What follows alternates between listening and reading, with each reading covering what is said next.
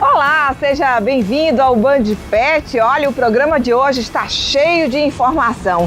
A gente vai falar sobre guarda compartilhada de animais, Essa é uma realidade cada vez mais frequente das famílias. Tem também uma reportagem especial sobre a criação de peixes e você vai saber como cuidar da saúde bucal do seu bichinho. Não esqueça de acompanhar as nossas redes sociais, mandar dúvidas, sugestões e também fotos e vídeos de você e o seu pet. O Band Pet está no ar.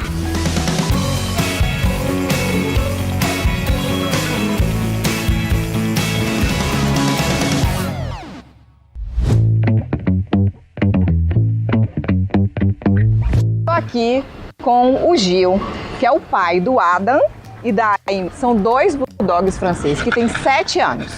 E o Gil vive em uma situação um pouco particular. Ele tem guarda compartilhada dos filhos, né, Gil? Exato. Como é que aconteceu isso? Olha, depois de um casamento de 13 anos, nesse processo aí surgiram os 4, né, que era a Eva, a Naomi, e aí ficou o Adam e a Aimee.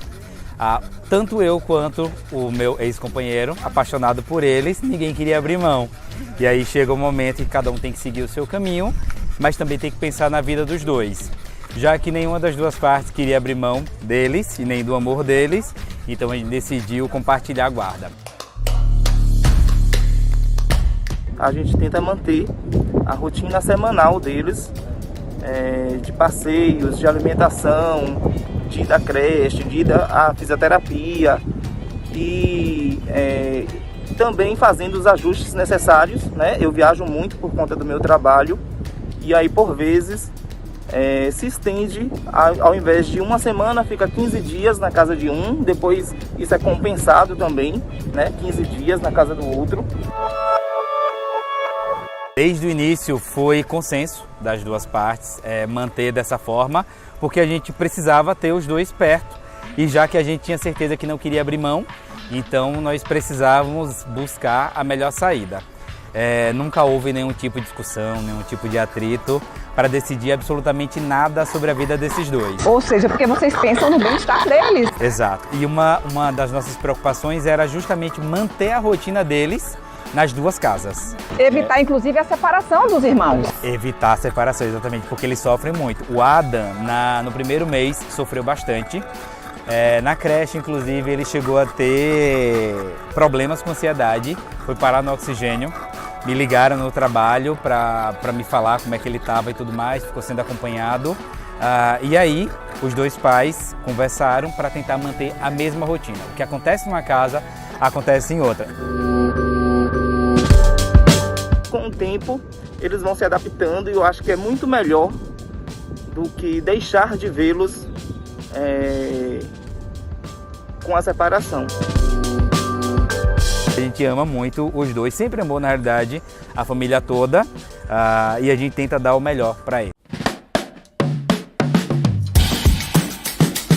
Eu vou conversar aqui agora com a doutora Lise Borges, advogada, especialista em direito de família, que vai explicar pra gente como que funciona isso na justiça em relação à guarda dos animais. Doutora Lise, como é que funciona isso? É possível uma guarda compartilhada, definida judicialmente em relação aos animais? A gente tem algumas dificuldades ainda falando sobre isso, principalmente quando a gente olha o aspecto da lei mesmo, né? A gente tem ainda no nosso Código Civil um tratamento para os animais como se eles fossem coisa, né? Como se fosse um carro, uma casa, propriedade propriamente, né? E há uma vertente, né, diferente que vai tentando trazer a questão dos seres sencientes. A gente já tem alguns julgados aqui no Brasil que falam sobre o assunto, então a gente já vê alguns juízes se movimentando nesse sentido, né, de falar mais sobre a guarda compartilhada, até inclusive no juízo de família. Então a gente já vê uma movimentação nesse sentido e acredito que com a atualização do Código Civil a gente também deve ter algo assim. Ou seja, assim como era uma guarda compartilhada para a criança, né, que se pensa no bem-estar da criança, esse também deve ser o princípio em relação aos animais. Sim, sim. É muito importante que a gente reconheça os animais enquanto, né, pessoas, na verdade, objetos que devem ser tutelados pelo direito, mas não na condição de coisa, mas sim, né, na condição de animais, de seres semoventes, né, com sentimentos. Então há uma tendência muito forte a levar essa interpretação como se fosse de fato, né, não necessariamente com todas as prerrogativas, mas trazendo essa ideia, né, até a aplicação do que a gente chama da guarda compartilhada, da pensão alimentícia, da divisão das despesas, né, questões em relação às despesas veterinárias, alimentação, bem-estar desse animal, porque como são passíveis de sentimento, né, inclusive há uma situação em relação ao apego, né, ao sentimento que é desenvolvido com aquele pet. O que é que você sugere para alguém, um casal, um ex-casal que está passando por um momento como esse? Eu acho muito importante o diálogo, primeiro ponto, né? É muito importante. Assim como a gente sugere também para os casais que têm filhos, né? E que se tornam aí, deixam de ser uma família uninuclear e passam a se tornar uma família binuclear, né? Afinal de contas, tem responsabilidades em comum, né? Tem o bem-estar daquele pet, que é muito importante também. Então, acredito que o diálogo é o primeiro passo, né? E mesmo na eventualidade de um processo judicial, que o diálogo também, né, permaneça. Agora a gente muda de assunto, vamos falar sobre peixes. Você vai saber como montar um aquário, escolher os peixinhos certos e saber como cuidar desse pet.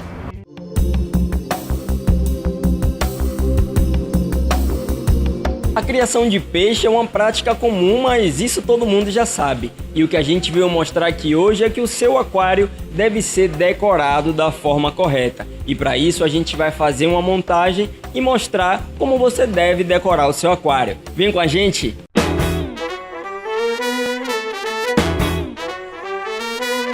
A variedade de aquários aqui é enorme. Estamos aqui nessa loja de aquários, viemos bater um papo aqui com o João, né? João, muita gente cria peixes hoje em dia, mas isso também está atrelado à decoração da casa, né? E explica pra gente quais são os primeiros passos para montar um aquário hoje. Pronto, ótimo. Primeiro, para você montar um aquário em casa, a primeira coisa que você tem que ver é o espaço que você tem para que você possa montar o aquário. Aí vem a escolha do peixe. Qual o tipo de peixe que você quer ter dentro de casa? Escolher o tipo de peixe, a espécie do peixe, a gente vai para a configuração dos aquários.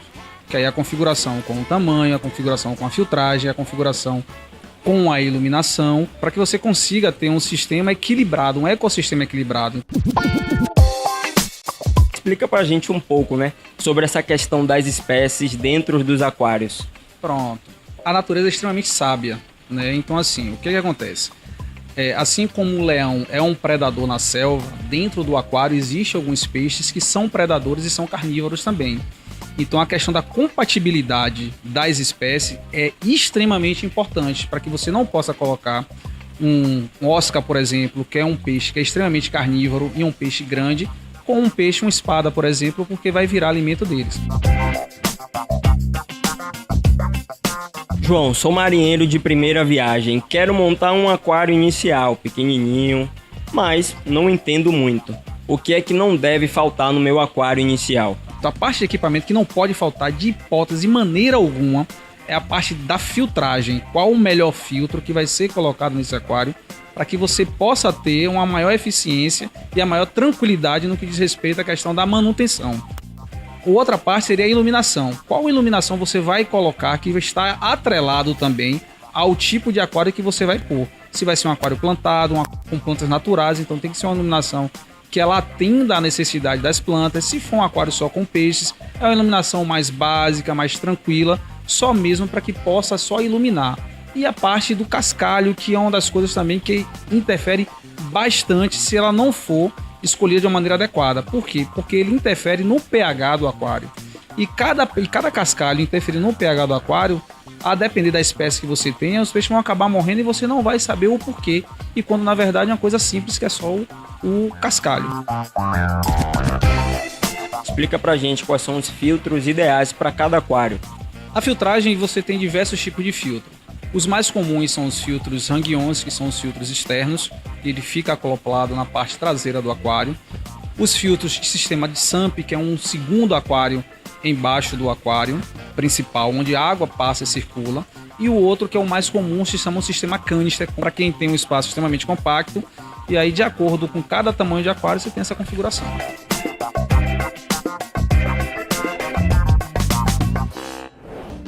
No próximo bloco a gente vai falar sobre saúde bucal. Você sabe como e quando escovar os dentes do seu bichinho? É um instante só, não saia daí. Olá, bom dia. Tudo bem? Meu chamo é Juan Gabriel Figueroa. Esse aqui é meu cachorro Atom. Eu encontrei ele perto de Armação, perto de um pet shop, quando eu fui comprar ração para o meu gato. Né? E o dono do pet shop disse: esse cachorro é muito lindo, tá aqui já tem 4 dias atrás da minha cachorrinha que estava no circo, eu não posso ficar mais com ele. Aí eu disse: rapaz, eu tenho um gato em casa, como é que eu vou fazer isso? Mas eu liguei para minha esposa e ela disse: não, traga o cachorrinho, que ele tá tão feliz aí com você. Eu mandei uma filmagem para ela, ele tava todo sujo, né? Mas depois que ele saiu do pet shop, todo mundo ficou feliz, encantado com ele, né? Que ele estava muito lindo, mesmo magrinho, né? A gente levou ele no veterinário, estava com algumas doenças, tratamos ele e ele chegou em casa e ficou lá com o gatinho. E estão até hoje felizes lá, brincam, brigam, mas tudo certo. E agora minha filha está chegando, vai ser uma felicidade só. A princípio mesmo ele é um cachorro bem feliz, assim, a gente cuida muito bem dele e ele na nossa família só trouxe alegria, paz, felicidade, só tenho gratidão pelo nosso cachorrinho. A adoção é assim, né? É uma coisa do coração, tem que ser uma coisa que venha realmente, ele chegou para mim e meu coração se encantou e foi aquela união mesmo, única que existe na vida, né? E a gente adota tantas coisas, né? Essa praça linda aqui, o verde, os animais também fazem parte disso. Eu acho que a gente tem que adotar tudo isso de coração, né? Com muito amor.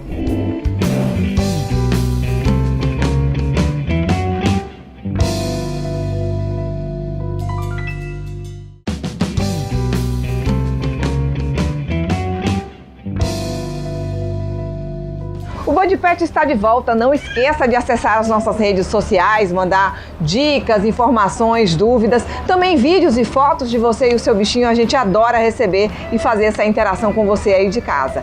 Agora a gente fala de um outro assunto muito importante, que é a saúde bucal dos animais. Você costuma escovar os dentes do seu bichinho? Então confere só.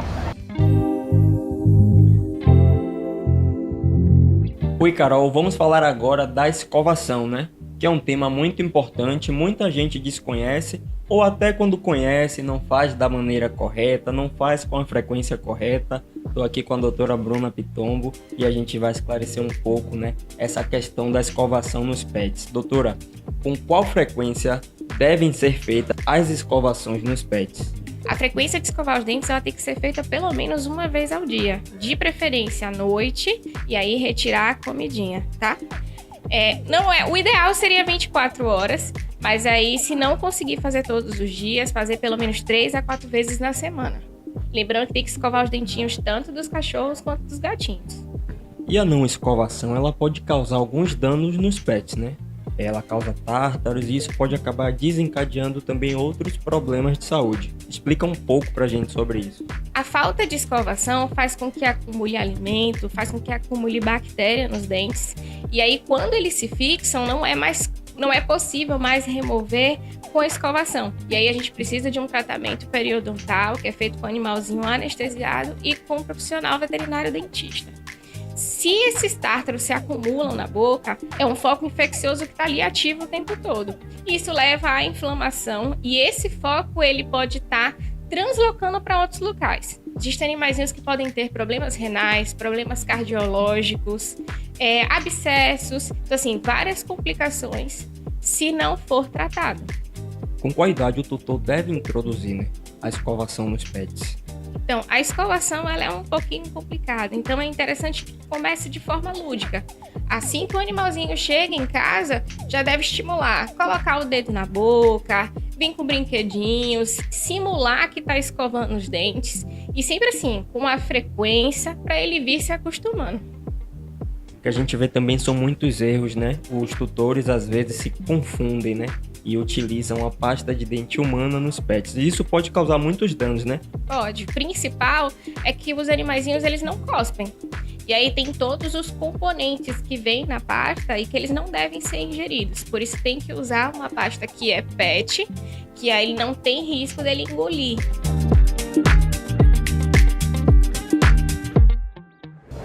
Chegou a hora do quadro mais fofo do Band Pet, o Meu Amigão. Hoje a gente vai conhecer a história de Lisandra e Beach, um pug que foi adotado com problemas de saúde, mas que tem muito amor para dar.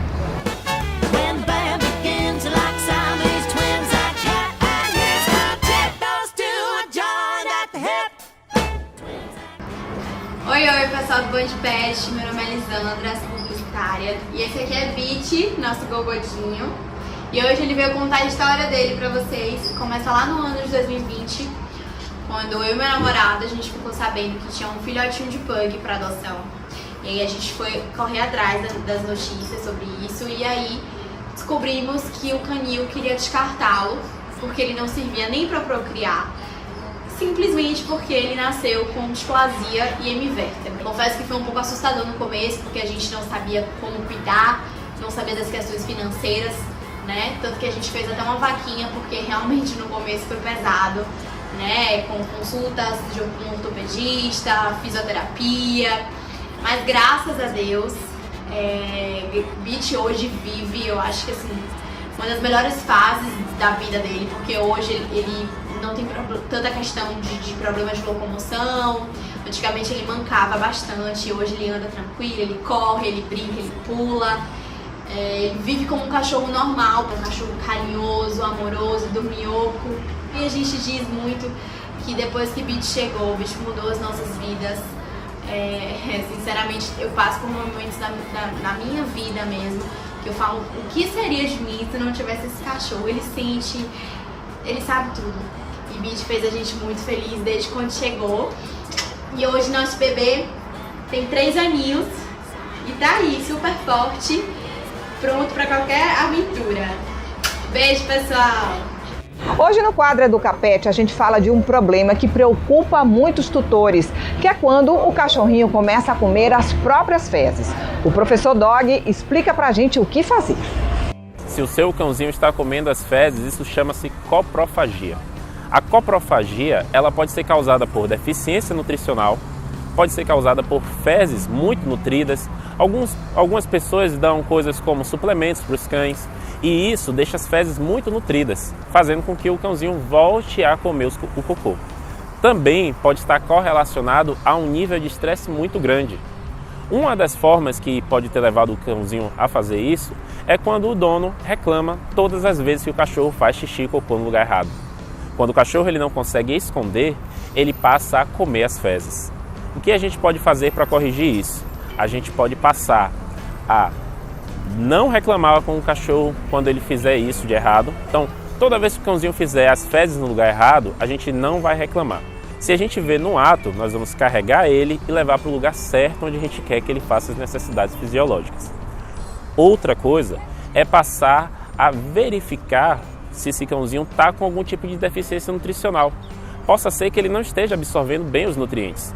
Isso pode ser verificado através do médico veterinário, talvez por uma queda de pelo excessiva, pelo opaco. Isso pode ajudar. Também, pessoal, passe a fazer uma coisa muito importante. Usem sempre os brinquedos cognitivos. E se tiver alguma dúvida, procure um profissional da área. No próximo bloco a gente fala sobre os cuidados com a visão dos animais e também sobre pulgas e carrapatos. O Band Pet volta já. Olha quem está passeando de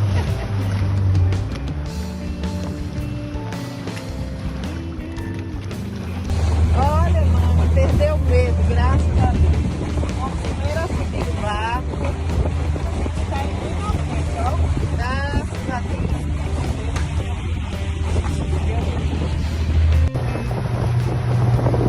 Agora só quero saber.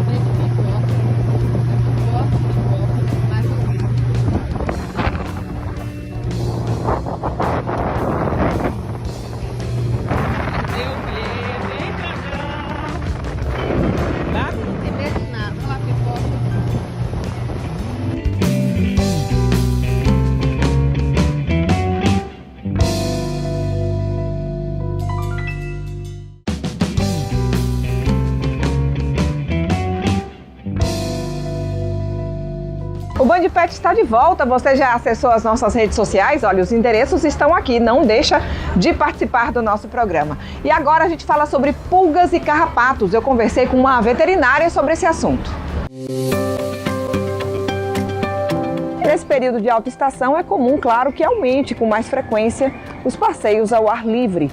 Mas os tutores precisam ficar atentos a pulgas e carrapatos. Eu vou conversar sobre esse assunto com a médica veterinária Franciane Santos, vai falar pra gente como eliminar, como evitar esse contágio, né, Franciane?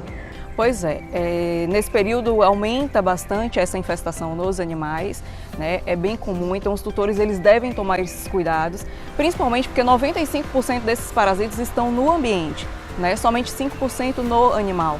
Então é importante a gente não pensar no tratamento quando observa o parasito no animal, e sim de forma preventiva. Então é importante a prevenção desses ectoparasitos, seja pulgas e carrapatos, tanto em cães e gatos, animais silvestres, enfim. Até porque são parasitos que transmitem doenças para seres humanos também. Tem essa importância aí para a saúde pública, porque esses parasitos, eles transmitem, né, além de toxinas que causam aquela reação alérgica ali na pele do animal, patógenos também, como vírus, bactérias, né, para o animal, como também para os seres humanos. E como evitar? É preciso tomar alguns cuidados e também usar algum tipo de medicamento para evitar? Para evitar, é importante o tratamento preventivo, né? Importante não somente tratar preventivamente os animais, como o ambiente, principalmente. Então, esses parasitos, eles permanecem um período de vida livre, né, que é no ambiente, e o período de vida parasitária, que é o menor período que é no animal. E nesse período de repasto sanguíneo no animal é quando ocorre, né, a transmissão de patógenos para esses animais, que podem transmitir não somente aquele agravo na pele do animal, né, como também levar a anemia a depender do nível de infestação, mas também a transmissão de doenças. Então é importante a gente pensar nesse tratamento preventivo, né?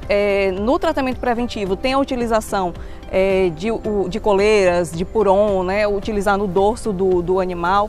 Lembrando, é importante tomar cuidado com a quantidade utilizada, né, do medicamento, até porque pode causar intoxicação. E também, que é o mais importante, que os tutores não tomam esse cuidado, é levar à resistência, né? A resistência ela está sendo muito comum desses parasitos aos agentes químicos, justamente porque os tutores eles acabam utilizando o tratamento de forma incorreta e vão aparecendo cepas resistentes à base química devido ao uso inadequado do medicamento. Agora, o ambiente da casa também é importante tomar alguns cuidados, porque muitas vezes, claro, o animal acaba se contagiando na rua, porque durante um passeio, vai para casa e aí o ambiente da casa acaba ficando infestado também. Exatamente. O mais importante é o ambiente, né? O controle do ambiente.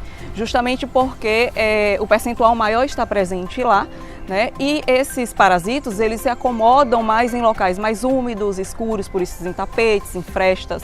Às vezes o animal ele apresenta uma doença, um exemplo, uma ehrlichiose, uma babesiose, e o tutor às vezes questiona: ah, mas o meu animal não tem carrapato, mas um único carrapato ele é capaz de transmitir a doença, né? Às vezes questiona: ah, mas meu animal não tem pulga. A pulga ela pula 150 vezes o tamanho dela ou mais.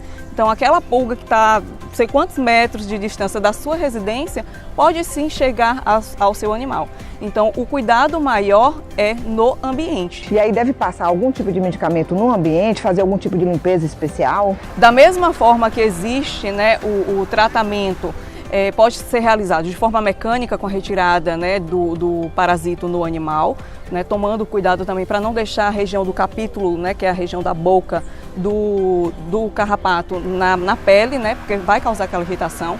Como também a parte do tratamento químico, né, com a utilização de bases químicas como organofosforados, carbamatos, piretroides, tomando cuidado com a intoxicação, da mesma forma no animal como no ambiente, né? Então existe essa utilização de acaricidas e inseticidas, né, no ambiente para controlar essa parasitose. Lembrando que é ideal a pulverização no ambiente em locais específicos também, né? Não adianta somente lavar o chão, limpar superficialmente, se esses parasitas eles estão realmente em locais mais apropriados para o seu desenvolvimento. com maior umidade, mais cobertos, né, mais escuros. Pouco sol. Lembrando também utilizar, no caso para pulgas, aspiradores, né, em sofás, tapetes, que é onde as pulgas também estão presentes ali no ambiente. Agora, por exemplo, se o animal já está infectado com a pulga ou com carrapato, qual deve ser a primeira atitude? Na verdade, muitos proprietários eles acabam pensando em tratamento quando o animal já está infestado. Levar ao veterinário, né, justamente para fazer até exames de sangue, se o animal estiver apresentando alguma sintomatologia, se não houve alguma transmissão de doenças por esses carrapatos, como babésia, erlíquia, anaplasma, enfim, para posteriormente, né, tomar todos esses cuidados do tratamento relacionado àquela infestação.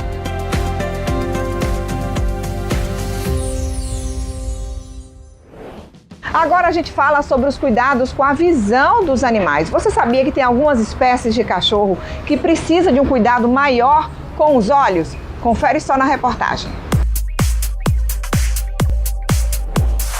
Olá, eu sou Milcha Furtado, médica veterinária com atendimento especializado em oftalmologia, e hoje eu vim aqui dar uma dica muito legal para vocês em relação ao cuidado com os olhos dos nossos pets. É muito importante a gente manter a higienização ocular desses animais, principalmente ao acordar, que é quando eles acordam com aquelas secreçõezinhas que parecem as nossas remelas também. Essa limpeza ela deve ser feita sempre com solução fisiológica, de preferência utilizando gaze ou disquinho de algodão que não solte fiapo, para isso não machucar o olhinho. Todos os dias de manhã joga o sorinho um pouquinho no olho, limpa com gaze e assim a gente consegue preservar inicialmente a saúde desses olhos. Essa foi mais uma dica, espero que tenham gostado, seja muito útil e qualquer alteração no olho, procure imediatamente um médico veterinário especializado.